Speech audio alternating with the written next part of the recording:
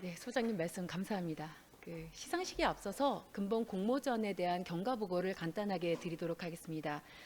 근본에 총 4분으로 구성된 평가단에서는 근본에 접수된 33편의 논문에 대한 서면 평가와 발표 평가를 통해 총 5편의 논문을 선정하였습니다. 근본에 선정된 논문은 연구 주제 및 내용의 융합성, 연구 내용의 논리성 및 일관성 등 5개 지표에서 우수한 점수를 받은 논문들이며 수상 논문은 다음과 같습니다. 최우수상 차이과학대학교 김강현외 7분 블록체인 기반 헬스케어 데이터 거래소, 우수상 경희대학교 배수진외 3명 소셜 네트워크 서비스 추이를 활용한 수정된 감염 예측 모델 제안 코비드-19 한국 사례를 중심으로, 다음은 장려상입니다. 연세대학교 박현재외 2명 인터넷 개인방송 몰입과 시청자 참여 의향에 관한 연구, 서울대학교 문지연 디지털 파라코즘의 모방세대 영유아 영상 미디어에서 나타난 스토리텔링에 의한 미디어 복제 프로세스와 표현 특성에 관한 연구, 아주대학교 박재형 위성 이미지를 활용한 옥상 방수 피교 건물 분류 플랫폼 및 쿨루프 사업의 제안입니다. 최우수상, 우수상에 대해서는 잠시 후 학회 본 행사에서 재시상이 이루어질 예정이며, 지금 이 자리에서는 근본에 수상한 논문 5편에 대한 시상식을 진행하고 시상 후에는 시상자와 함께 기념사진 촬영이 있겠습니다. 자, 그러면 시상은 우리 소장님께서 다시 한번 수고를 좀 해주셨으면 좋겠고요. 호명하는 순서대로 나와서 상 받으시고 기념 촬영하시면 되겠습니다. 자, 근본 최우수상 받은 팀을 먼저 호명할까요? 차의과대학교 김강현외 7분인데 이름을 다 호명을 하도록 하겠습니다. 김강현, 강정용, 홍문기, 송규선, 안동욱, 유형원, 한혁. 최우수상은 한국생산기술연구원장상이 수여됩니다. 한국생산기술연구원장상 차이과대학교 김강현외 7명, 논문명 블록체인 기반 헬스케어 데이터 거래소. 이 사람은 제8회 산업융합 활성화 방안 연구 논문 공모전에서 우수한 성적을 거두었기에 이 상을 수여합니다. 2020년 6월 17일 한국생산기술연구원 원장 이낙규 대독.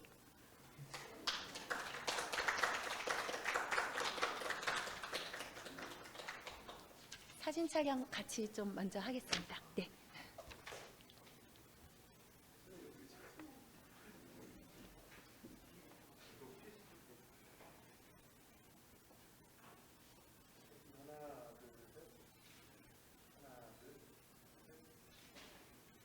네, 축하드립니다. 네.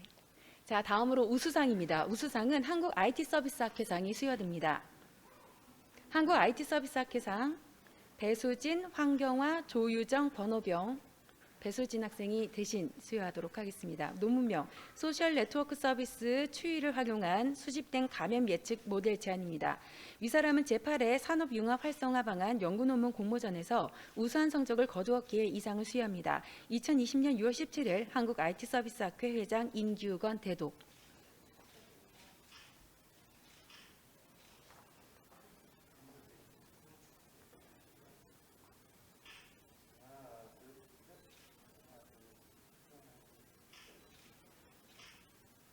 네, 축하드립니다. 자, 다음으로 장려상입니다. 장려상 서울대학교 문지현.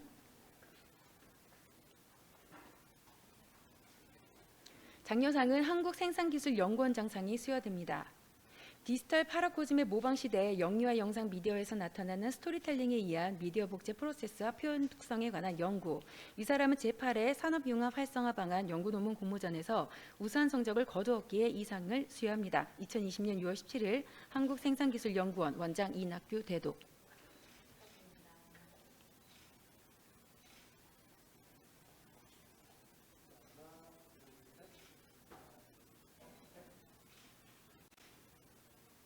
네, 축하드립니다. 자, 다음으로 연세대학교 박현재, 이주영, 이성훈 3분인데 오늘 이주영 학생이 상을 수상을 하도록 하겠습니다. 역시 장려상은 한국생산기술연구원장상이 수여됩니다. 논문명 인터넷 개인방송 몰입과 시청자 참여 의향에 관한 연구, 몰입의 매개 효과를 중심으로. 이 사람은 제8회 산업융합 활성화 방안 연구 논문 공모전에서 우수한 성적을 거두었기에 이 상을 수여합니다. 2020년 6월 17일 한국생산기술연구원 원장 이낙규 대독.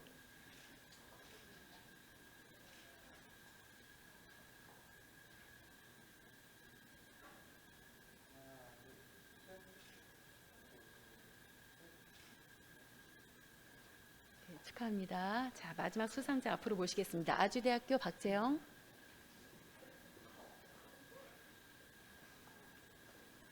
위성 이미지를 활용한 옥상 방수 필요 건물 분류 플랫폼 및 쿨루프 사업의 제안입니다. 이 사람은 제8회 산업융합 활성화 방안 연구 논문 공모전에서 우수한 성적을 거두었기에 이 상을 수여합니다. 2020년 6월 17일 한국생산기술연구원 원장 이낙규 대독.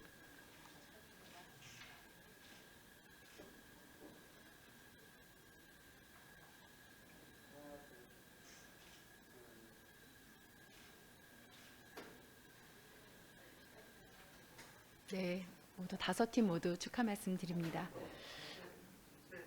전체 사진 하나 찍을까요? 네, 다 같이 오신 팀원들도 같이 사진 찍으시겠습니다. 앞으로 나오시기 바랍니다.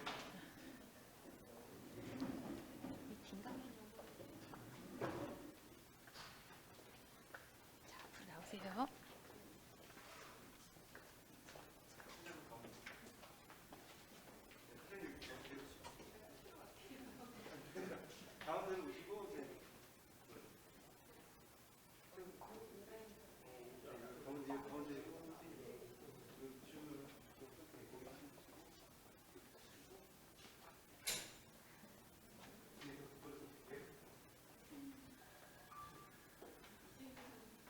네. 네, 일로 오시죠. 같이 들어오세요.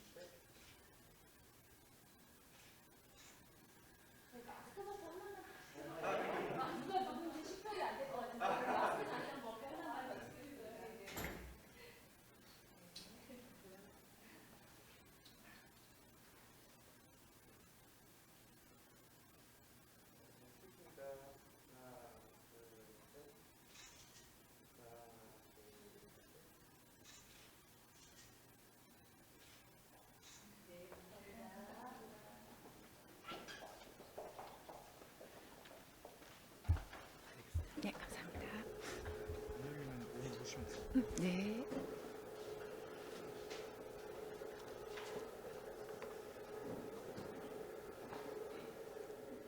자, 그럼 네, 안녕하세요. 네, 안녕하세요. 디지털 파라코즘, 디지털 미디어 세상에서 우리 아이들의 상상놀이, 가상놀이에 대한 연구 발표를 시작하겠습니다. 감사합니다. 파라코즘, 쉽게 말하면 머릿속에 가상나라를 만드는 것 같습니다. 민족, 국기, 언어, 법 등 창조할 게 한두 가지가 아니겠지요. 현상을 연구하는 과학자들은 파라코즘, 즉 월드플레이를 아이들이 자발적으로 독창적인 행동에 몰입할 수 있는 학습 실험실이라고 특징을 짓습니다. 역사학자 미셸 루트 번스타인은 세상을 바꾼 천재들은 상상놀이를 즐겼으며 미래 시대를 살아갈 아이들에게 더더욱 필요하다고 언급합니다. 파라코즘의 예시를 살펴보겠습니다. 전형적인 가상세계의 창조자 에밀리 블론테의 자매가 만든 시에서 소개되어지는 곤달이란 섬의 묘사이고, 두 번째, 반지의 제왕 호빗 저자의 톨킨이 만든 나라 미들얼스. 그는 10대부터 이미 나라의 민족과 언어를 만들고 있었습니다. 다섯 번째, 나니아 연대기의 작가 루이스가 어렸을 때 그린 인디아. 그리고 여섯 번째, 앞서 말씀드렸던 미셸 루스 번스타인의 연구자 딸 메르디스가 9살에 그린 카렌드 언어의 발음과 세 글자짜리 철자들로 이를 계기로 연구를 시작하였다고 합니다. 파라코즘의 유래를 살펴보겠습니다. 지난 수백 년 동안 다학제 분야의 창조적인 성인들이 자신들의 작업 과정에서 유학의 놀이의 측면을 인지하였다고 했습니다. 상상 속의 인물, 공간, 언어 등의 정교한 가상세계를 만들어가는 행위입니다. 처음으로 자신이 경험한 파라코즘을 공표한 사람은 최근에 은퇴한 BBC 방송국 시청자 조사 팀장 로버트 실비이고, 그 후 영국의 정신과 의사 및 심리학자에 의해서 후속 연구가 이어집니다. 인생 초기 상실에 대한 경험을 치료하는 차원으로 파라코즘 기능을 설명하고, 현실에 자신을 적응시키기 위한 아이들의 상상 속 친구로도 설명이 됩니다. 세상을 바꾼 창의적 인물들이 경험한 어린 시절의 상상놀이로 앞서 보신 영문학 고전의 브론테 자매와 남자 형제가 함께 만든 가상 국가를 시작으로 두 번째 토마스 에디슨은 어린 시절부터 수많은 노트를 작성하였고 수백 개의 병을 수집하고 실험놀이를 하였다고 합니다. 생각하기 좋아하는 아이였던 뉴턴도 모든 것에 관심을 가지고 네 번째 MIT 박사 학위를 받은 최초 미술가 실러는 어렸을 적 파라코즘이 성인의 창의적이고 융합적인 업적을 이루는데 동반하였다고 하였습니다. 선행 연구들을 통해서 파라코즘 조합할 수 있는 6가지 모종과 발전 단계 및 범주들을 분류하였습니다. 6가지 모종은 미셸 루스 번스타인의 연구 결과로 이러한 모종의 조합들은 추후 성인기의 창의성을 위한 요인 개발에 활용될 가치를 지닌다고 언급하였습니다. 장난감, 가족의 개인적인 친밀감에서 더 큰 시설의 상호작용으로 또는 사회를 유토피아적이거나 점차 추상적인 시스템으로 발달하는 경향을 보입니다. 이렇듯 창의적인 월드플레이 파라코즘은 성인기에서의 창조성을 촉진할 수 있는 가능성을 지닙니다. 하지만 제 연구에서 밝히는 디지털 파라코즘은 앞서 본 기성세대 파라코즘과는 조금 다른 모월 모바일 세대인 미취학 아동들에게 주로 나타나는 현상입니다. 디지털 플랫폼에서의 가상놀이로 미디어의 모방, 반복 재생 등의 단순한 반사적인 놀이 행태입니다. 약 300시간의 분량의 컨텐츠가 1분마다 유튜브에 업로드되고 구독자가 가장 많은 플랫폼의 상위 100개의 채널 중에 5분의 1이 장난감에 관한 것입니다. 장난감의 영상 시청은 온라인 소비로 이어집니다. 이에 주력한 영향력을 행사하는 인플루언서들은 자신만의 스타일로 언박싱, 장난감 놀이법 등 소개 영상을 만들고 공유합니다. 이것이 세계적인 트렌드가 되었습니다. 대표적인 소셜 인플루언서로 유튜브 키즈 채널의 라이언 토이즈 리뷰는 1,800만 명의 구독자와 300억 개의 조회수를 보유하고 있습니다. 온라인 속의 오프라인, 이들의 파급력이 굉장합니다. 서로 따라하고 패러디 캠페인을 연상케 합니다. 심지어 언박스 트렌드를 적용한 자극적인 장난감까지 출시되고 있습니다. 이를 연구한 아동 심리학자 신경과학자는 장난감의 언박싱 비디오의 본질이 아이들에게 중독성이 될 수 있다고 지적하였습니다. 파라코즘의 생태계는 모모 세대 유아동, 디지털 플레이그라운드의 플랫폼, 그리고 놀잇감이 될 수 있는 컨텐츠로 구성합니다. 양육자 모바일 생활 습관으로 유아들의 모바일을 접하는 시기가 빨라지고 이용 시간도 늘어나고 있습니다. 신체 인지 발달이 미성숙하고 가치 판단을 할 수 없는 유아동들은 수동적이고 반사적인 미디어를 접합니다. 일방적으로 자극 매체에 노출이 되면서 뇌의 불균형 발달 현상이나 팝콘 브레인 등의 문제가 심각합니다. 유아 대상 미디어는 놀이, 엔터테인먼트의 활용도가 가장 큽니다. 여기서 놀이의 핵심은 상호작용 그리고 점진적인 관계성에 있습니다. 하지만 디지털 플랫폼상에서의 유아의 인터랙션은 제한적이고 개발이 미비합니다. 플랫폼상에서의 인터랙션, 유아들의 일방적인 소비 또한 끊임없는 이야기를 만들어갑니다. 유아들은 컨텐츠를 선택하여 소비하고 초점을 주는 것만으로도 플랫폼을 재해석합니다. 디지털 플랫폼상에서의 모든 장치는 유아의 놀이이고 이전의 기성세대들에게 보았던 자립적 놀이 방법과는 차원이 다릅니다. 알고리즘과 무수히 많은 존재들을 향한 유아들의 터치, 이것이 이야기의 혼돈의 세계로 접하게 되는 계기가 됩니다. 진정한 아이들의 놀이는 현실에서 가상세계를 동원한 이야기를 말합니다. UI 미디어와 명백한 상호작용을 위한 디자인 컨셉과 이에 따른 UI 디자인을 분석하였습니다. 크게 3가지 컨셉으로 스토리텔링, 캐릭터 액착 만남, 그리고 시각 언어입니다. 디지털 공간에서의 인터랙션을 UI 눈높이로 맞추고 그들만의 스토리텔링 기법으로 컨텐츠를 구성합니다.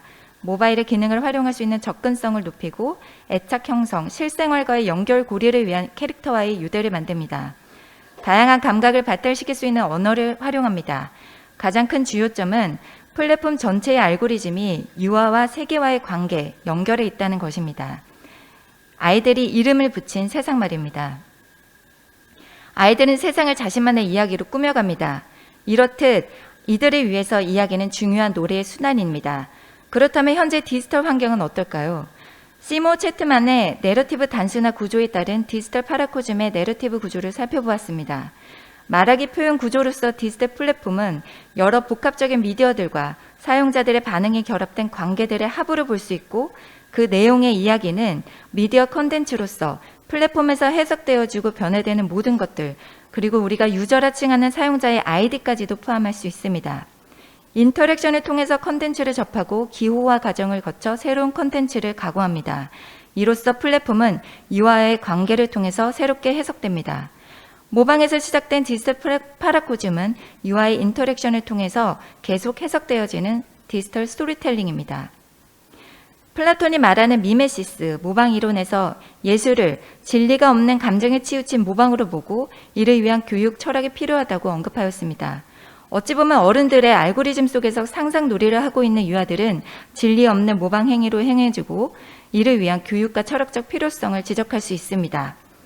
모방 예술의 이론화를 이룬 르케르는 현실을 모방하는 것은 개인의 정체성, 문화와 상징 체계를 수반하는 행동으로 이에 3단 모형을 제시하였습니다. 본 연구에서 디지털 파라코즘의 문제점에 대한 척도로 활용하였습니다. 우선 손쉽게 접하는 동영상 스트리밍을 제공하는 플랫폼에서 디지털 파라코즘 측면에서 스토리텔링 현황을 살펴보았습니다. 좌측 상단에 넷플릭스를 중심으로 시계 방향으로 카카오 키즈, 주니어 네이버, 유튜브 키즈, 사용자 경험 단계별 UI 플로우를 분석하였습니다. 첫 번째, 첫 만남, 상업적인 인트로, 각 브랜드가 강하게 어필합니다. 모두 아이와의 첫 만남에 대한 상호적 교류가 부재합니다. 두 번째, 메인 홈페이지, 다양한 컨텐츠들이 무수히 쏟아집니다. 글을 읽을 줄 모르는 유아들에게는 그림 중심의 큰 도형들과 복잡한 글자들의 조합으로 보입니다. 클릭 드래그, 단순한 인터페이스 구조를 가집니다. 네이버 주니어는 사운드 효과, 캐릭터 반응형 등 재미 요소를 찾아볼 수는 있었습니다. 세 번째, 궁금증, 모험, 발견, 이에 해당하는 검색 엔진 기능은 유아들에게 턱없이 어렵습니다. 음성 검색을 제공하지만 유아들이 이해하는 수준으로 제작되었다기보다는 접근성에 난해할 따름입니다. 마지막 엔드 오브 앱, 앱의 끝맺음, 모든 스토리에는 결말이 있었습니다. 유아들의 놀이는 스토리로 구성된다는 연구와는 상반되게 이들은 끝없는 놀이 구조를 갖습니다. 언박싱 콘텐츠 구성 및 내용들이 상업성을 다분히 띠고 있고 콘텐츠의 독점화, 집중화를 볼 수 있었습니다. 미디어 과이용, 보호 차원으로의 이용 지침은 제공되지만 유아들의 놀이 접근성 기준이 모호합니다.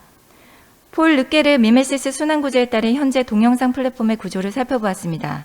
르케르는 인간은 이야기를 구상하고 이야기함으로써 자신과 자신이 처한 세계를 이해하는 존재로 표현합니다. 삶이란 이야기를 통해서 반성되어짐을 말하고 있습니다. 이에 비추어 현존하는 동영상 플랫폼은 실제 삶 속 외부 환경, UI 내면 세계와의 연결이 결여되어 있습니다. 단순 학습 놀이 도구를 사용하여 UI 주입식 텍스트 해석 과정이 아니라 실제 유아와 플랫폼의 유기적인 결합이 될 수 있는 관계 속에서 새로운 유아 스스로의 해석이 필요합니다.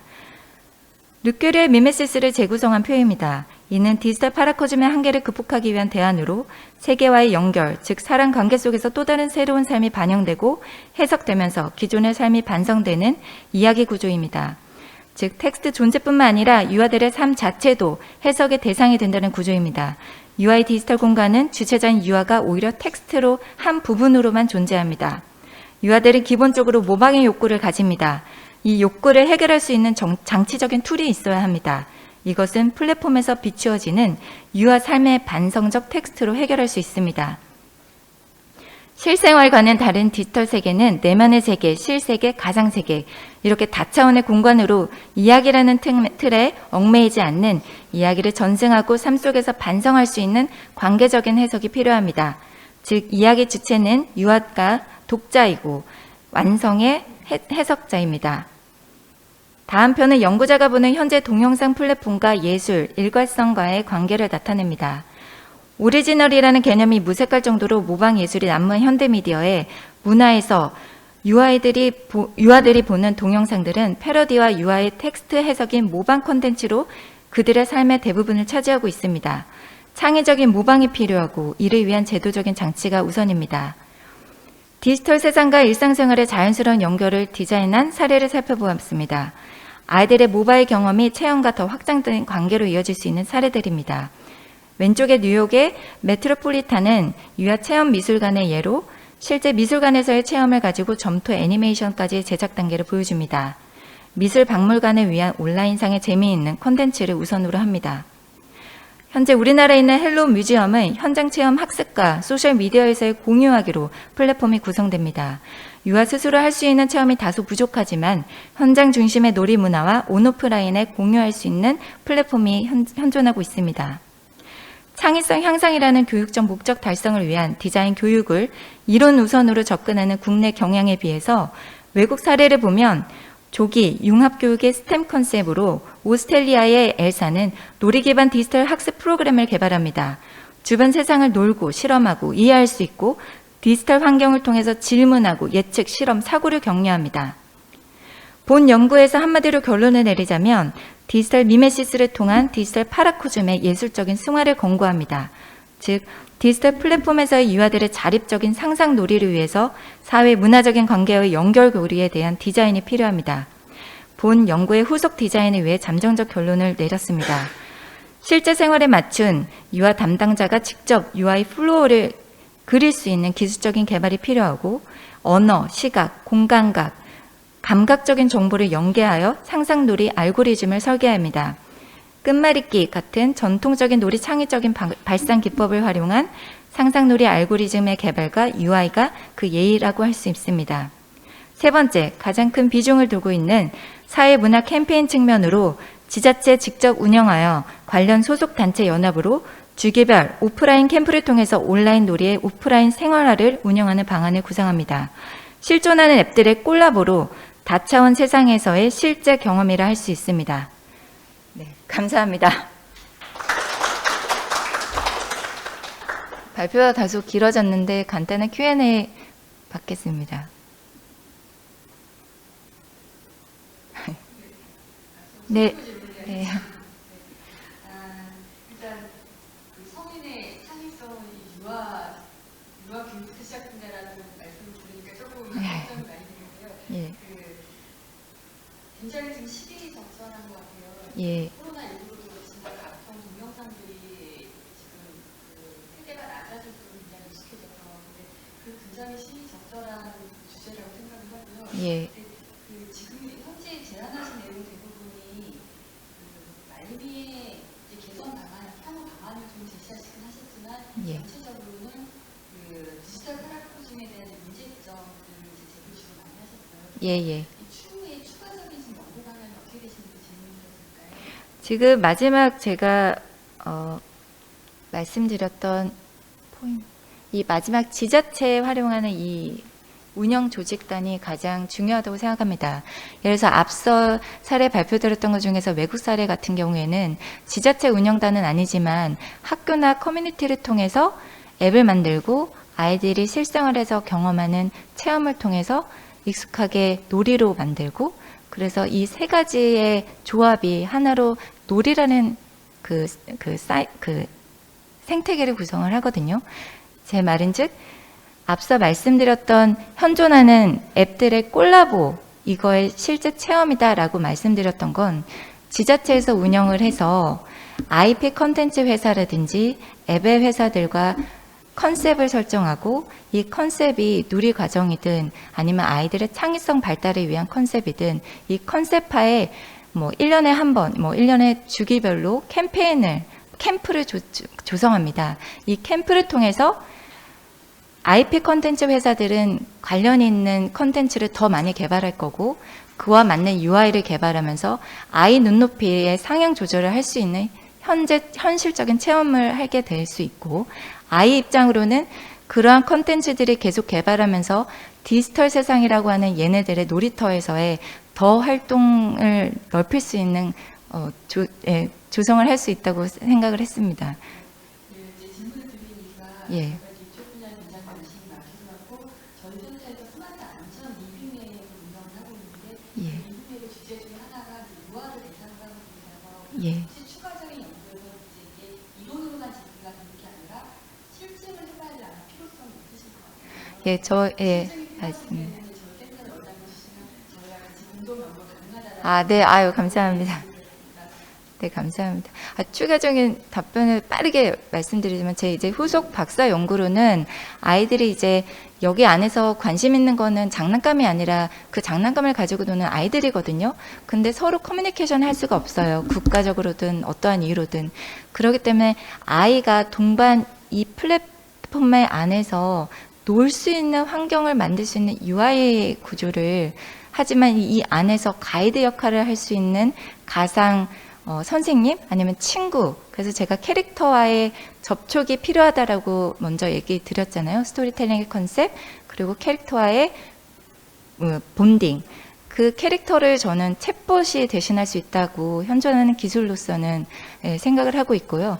그 챗봇이라 하면 지금 저희 챗봇은 광고라든지 상업적인 위주로 들어가 있는데, 이 챗봇은 시각 언어, 시각 재료를 가지고 진료를 가지고 아이와 단순하게 커뮤니케이션하는 그러한 상대라고 생각을 합니다.